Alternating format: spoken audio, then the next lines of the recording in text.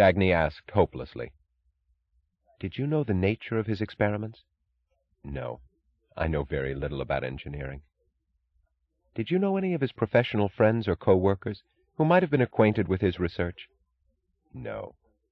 When he was at 20th Century Motors, he worked such long hours that we had very little time for ourselves, and we spent it together. We had no social life at all. He never brought his associates to the house." "When he was at 20th Century, did he ever mention to you a motor he had designed? An entirely new type of motor that could have changed the course of all industry?" "A motor?" "Yes. Yes, he spoke of it several times. He said it was an invention of incalculable importance. But it was not he who had designed it. It was the invention of a young assistant of his." She saw the expression on Dagny's face, and added slowly, quizzically, without reproach, merely in sad amusement, "I see." "Oh, I'm sorry," said Dagny, realizing that her emotion had shot to her face and become a smile as obvious as a cry of relief. "It's quite all right, I understand. It's the inventor of that motor that you're interested in. I don't know whether he is still alive, but at least I have no reason to think that he isn't. I'd give half my life to know that he is and to find him. It's as important as that, Mrs. Hastings." "Who is he?" "I don't know. I don't know his name or anything about him. I never knew any of the men on my husband's staff. He told me only that he had a young engineer who someday would upturn the world. My husband did not care for anything in people except ability. I think this was the only man he ever loved. He didn't say so, but I could tell it, just by the way he spoke of this young assistant. I remember, the day he told me that the motor was completed, how his voice sounded when he said, 'And he's only 26. This was about a month before the death of Jed Starnes. He never mentioned the motor or the young engineer after that." "You don't know what became of the young engineer?" "No." "You can't suggest any way to find him?" "No." "You have no clue? No lead to help me learn his name?" "None." "Tell me, was that motor extremely valuable?" "More valuable than any estimate I could give you." "It's strange, because, you see, I thought of it once, some years after we'd left Wisconsin. And I asked my husband what had become of that invention he'd said was so great. What would be done with it? He looked at me very oddly and answered, 'Nothing.'" "Why?"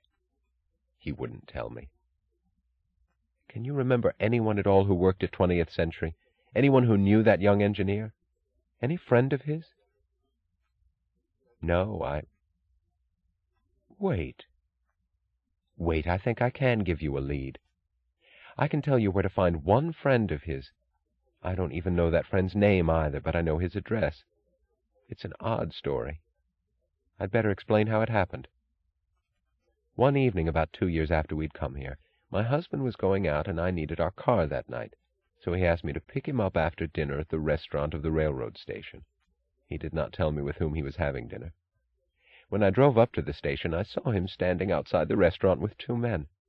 One of them was young and tall. The other was elderly. He looked very distinguished. I would still recognize those men anywhere. They had the kind of faces one doesn't forget.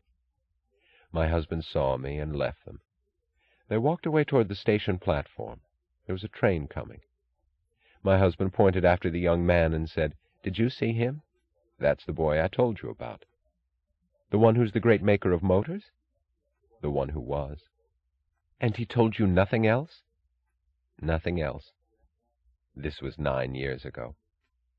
Last spring I went to visit my brother who lives in Cheyenne. One afternoon he took the family out for a long drive. We went up into pretty wild country, high in the Rockies, and we stopped at a roadside diner. There was a distinguished gray-haired man behind the counter. I kept staring at him while he fixed our sandwiches and coffee, because I knew that I'd seen his face before, but could not remember where. We drove on. We were miles away from the diner when I remembered. 'You'd better go there.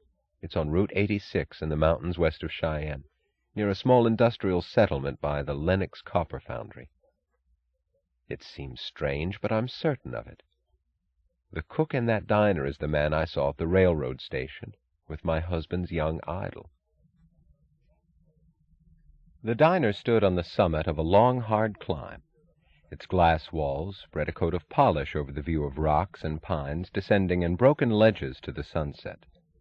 It was dark below, but an even glowing light still remained in the diner, as if in a small pool left behind by a receding tide.